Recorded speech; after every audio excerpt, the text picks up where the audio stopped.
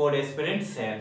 तो हम लोगों का लाइट का सीरीज चल रहा था और अभी हम लोगों ने 2 टॉपिक पढ़ा था, that what is light and characteristics of light. तो आज का जो हमारा टॉपिक है, इससे पहले इस टॉपिक के बारे में जान लेते हैं, इस टॉपिक में पढ़ना क्या है या फिर ये टॉपिक क्यों जरूरी है। तो आप लोगों ने ऑब्जर्व करा है, जब भी लाइट रेज किसी ऑब्जेक्ट पे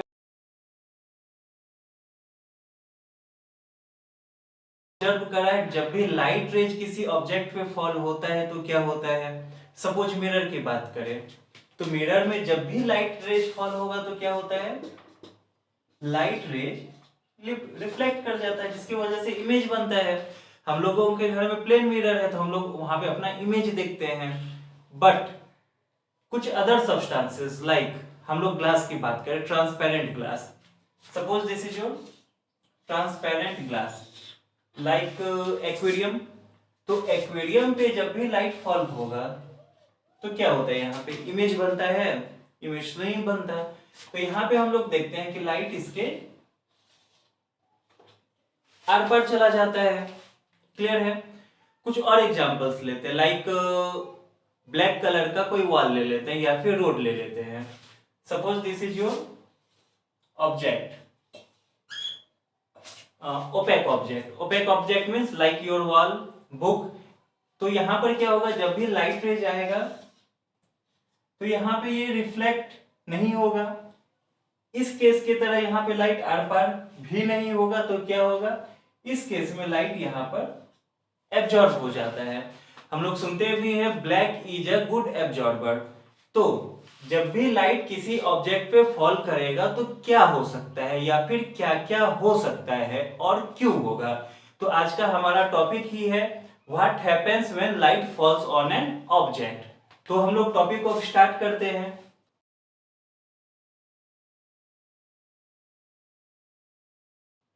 so the topic is what happens when light falls on a surface, या फिर किसी ऑब्जेक्ट पे लाइट फॉल्स होता है तो क्या होता है और क्यों होता है। इस चीज को आज हम लोग इस लेक्चर में समझेंगे। तो इसको समझने से पहले तो आप लोगों ने ट्रांसपेरेंट, ट्रांसलूसेंट और ओपेक ऑब्जेक्ट के बारे में सुना होगा। नहीं भी सुने हैं तो हम लोग अभी डिस्कस कर लेते हैं। ट्रांसपेरेंट ऑब्जेक्ट मींस जिस ऑब्जेक्ट के आर पार लाइट चला जाए। सपोज कोई ग्लास है, ट्रांसपेरेंट ग्लास जो हम लोग बोलते हैं, तो उसके आर पार लाइट चला जाता है। तो ऐसे ऑब्जेक्ट जिसके आर पार लाइट चला जाए इसको हम लोग बोलते हैं ट्रांसपेरेंट ऑब्जेक्ट। ट्रांसलूसेंट क्या होता है, सपोज ये कोई व्हाइट पेपर है, इसको हम लोग ऑयल में डिप करते हैं तो क्या होगा, लाइट आर पार तो जाएगा, बहुत अच्छे से भी लाइट आर पार नहीं जाएगा और ये पेपर लाइट को कंप्लीटली ब्लॉक भी नहीं करेगा। तो ऐसा ऑब्जेक्ट जिसके आर पार लाइट तो चला जाए बट बहुत कम लाइट आर पार जाए, तो ऐसे ऑब्जेक्ट को बोलते हैं translucent object. And third object है आप लोगों का ओपेक ऑब्जेक्ट। तो ओपेक ऑब्जेक्ट क्या है, जिसके आर पार लाइट कंप्लीटली ना जाए, मींस कंप्लीटली लाइट को ब्लॉक कर दे ऑब्जेक्ट, तो ऐसे ऑब्जेक्ट को बोलते हैं ओपेक ऑब्जेक्ट।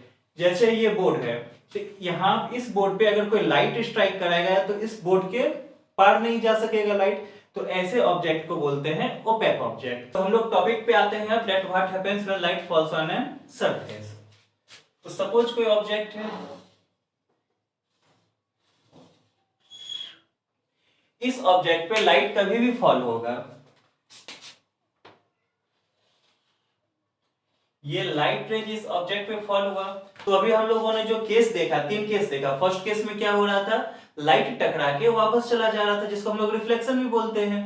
तो हो सकता है जब भी लाइट रेज किसी ऑब्जेक्ट पे फॉल करे तो लाइट रेज टकरा कर वापस चला जाए, हो सकता है, जो भी हम लोगों ने देखा, या फिर मिरर के केस में होता है। सेकेंड केस क्या था, लाइट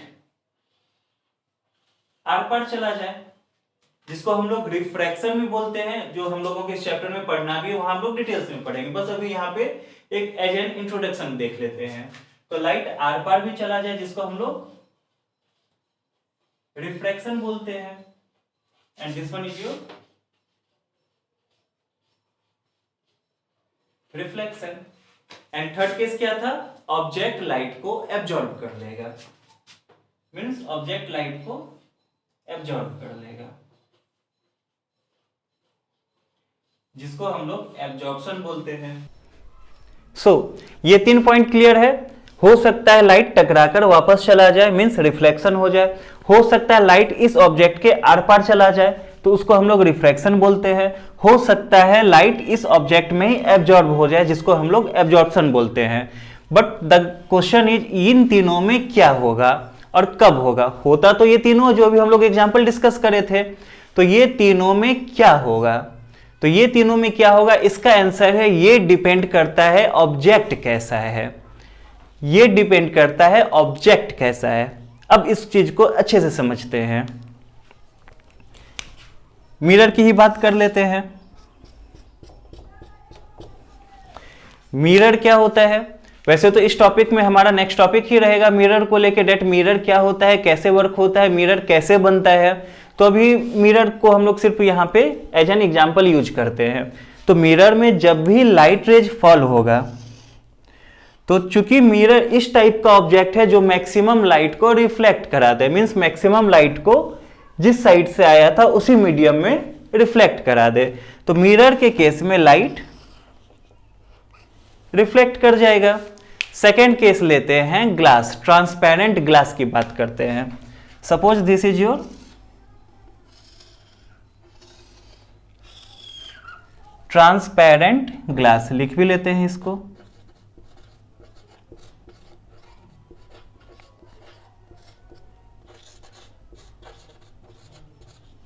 तो इस टाइप के ऑब्जेक्ट में, मींस ट्रांसपेरेंट ऑब्जेक्ट्स में, जब भी लाइट रेज फॉल करेगा तो यहां पे लाइट रेज इसके आर पार चला जाएगा, जिसको हम लोग रिफ्रैक्शन बोलते हैं। थर्ड केस, अगर कोई ओपेक ऑब्जेक्ट ले ले, तो ओपेक ऑब्जेक्ट मींस मिरर जैसा भी ना हो, ट्रांसपेरेंट भी ना हो, तो ओपेक ऑब्जेक्ट। सपोज कोई बुक ले लेते हैं, वॉल ले लेते हैं।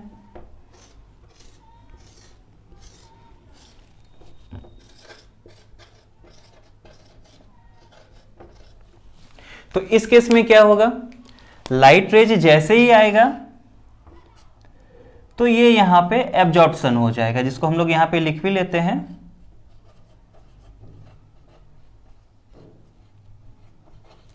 इस केस में क्या हो रहा था,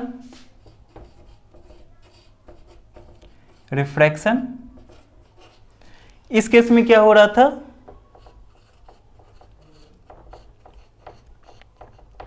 रिफ्लेक्शन। तो यहां तक तो क्लियर है, बट एक छोटा सा डाउट है। डाउट क्या है, हम लोग किसी भी ऑब्जेक्ट को देख सकते हैं ड्यू टू रिफ्लेक्शन। समझ में आया? फिर से इस पॉइंट को रिकॉल करते हैं। हम लोग किसी भी ऑब्जेक्ट को देख पाते हैं ओनली ड्यू टू रिफ्लेक्शन।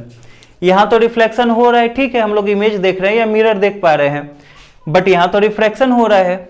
इस कैसे समझते हैं, कोई बुक है, कोई वॉल है, यहां तो एब्जॉर्प्शन हुआ, तो हम लोग इस ऑब्जेक्ट को देख कैसे पा रहे हैं अगर रिफ्लेक्शन नहीं हुआ? तो सोचने वाली बात है। तो यहां पे क्या सिर्फ एब्जॉर्प्शन होगा, या यहां पे सिर्फ रिफ्रैक्शन होगा, या यहां पे सिर्फ रिफ्लेक्शन होगा क्या?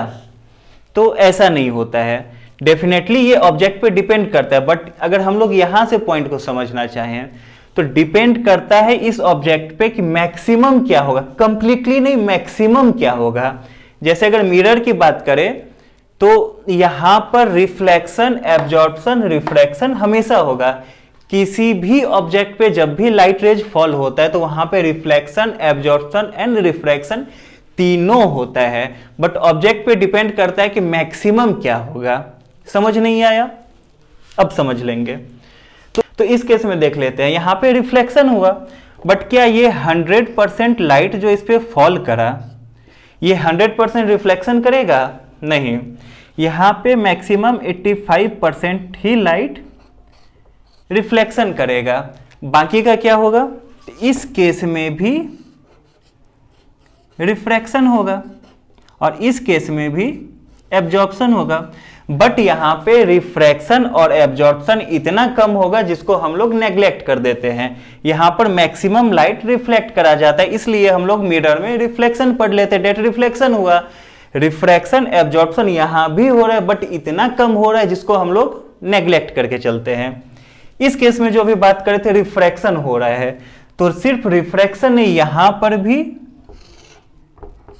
रिफ्लेक्शन यहां भी होगा एंड एब्जॉर्प्शन यहां भी होगा, बट यहां भी 85% से ज्यादा लाइट रिफ्रैक्ट कर जाएगा। रिफ्लेक्शन और एब्जॉर्प्शन बहुत कम होगा, जिसको हम लोग नेग्लेक्ट कर देते हैं, बट हम लोग इस ऑब्जेक्ट को तो देख सकेंगे due to this reflection. Third case absorption वाला, तो यहां पर भी रिफ्लेक्शन, रिफ्रैक्शन और एब्जॉर्प्शन तीनों होगा। यहां पर भी रिफ्लेक्शन, यहां पर भी रिफ्रैक्शन होगा, बट यहां पर मैक्सिमम लाइट ये ऑब्जेक्ट एब्जॉर्ब कर लेगा। कुछ लाइट ही रिफ्लेक्शन में होगा और बहुत कम लाइट ही रिफ्रैक्शन होगा।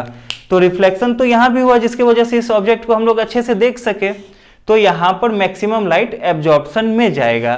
तो ये सारा फेनोमेनन होता है जब भी लाइट रेज किसी ऑब्जेक्ट पे फॉल होता है।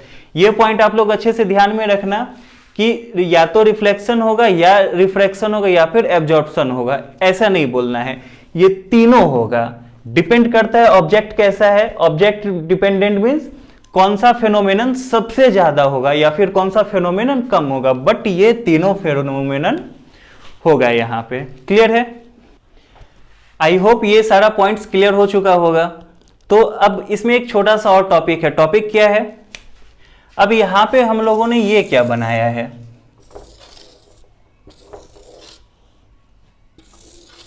हम लोगों ने तो लाइट की बात करी थी, बट ये स्ट्रेट लाइन क्या है, स्ट्रेट लाइन पे एरो क्या है, तो थोड़ा सा इस चीज को भी हम लोग समझ जाते हैं।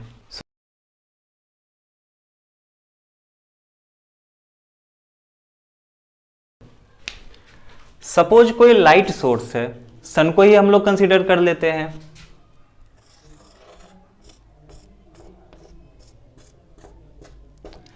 सन से हर एक डायरेक्शन में लाइट इमिट होता है, बट किसी एक डायरेक्शन को हम लोग कंसीडर करते हैं, मींस किसी एक डायरेक्शन को हम लोग पकड़ लेते हैं।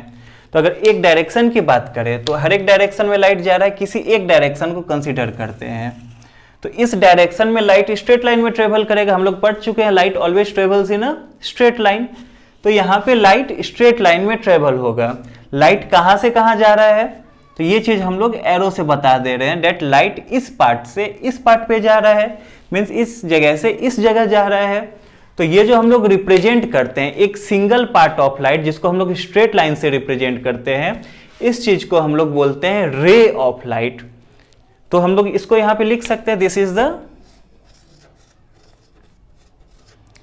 रे ऑफ लाइट, जिसमें ये एरो क्या बताता है, एरो बताता है direction of propagation, means light रे या फिर लाइट किस डायरेक्शन में जा रहा है। क्लियर है ये चीज? अब बहुत सारा लाइट रेज अगर आ जाए तो क्या होगा, सपोज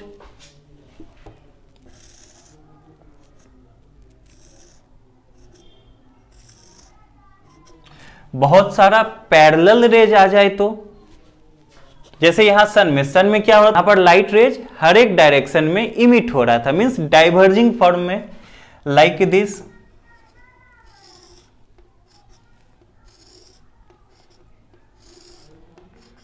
क्लियर है? कुछ और भी केस हो सकता है, लाइक बहुत सारे डायरेक्शन से लाइट रेज आकर किसी एक पॉइंट पर मर्ज हो रहा था।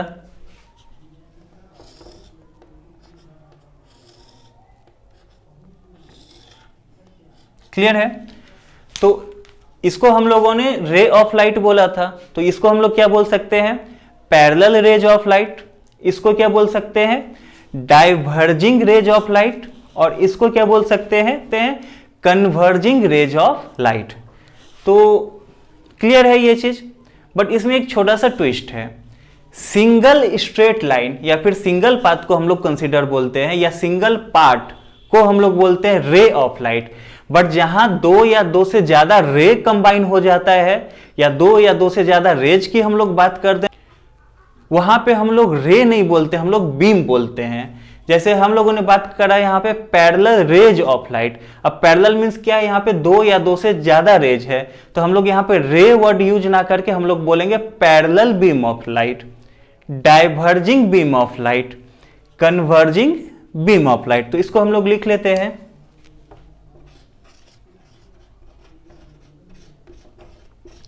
Parallel beam of light. यहां पे लाइट क्या हो रहा है, डाइवर्ज हो रहा है, तो इसको हम लोग लिख सकते हैं डाइवर्जिंग बीम ऑफ लाइट। यहां पर क्या हो रहा है, कन्वर्ज हो रहा है, तो हम लोग लिख सकते हैं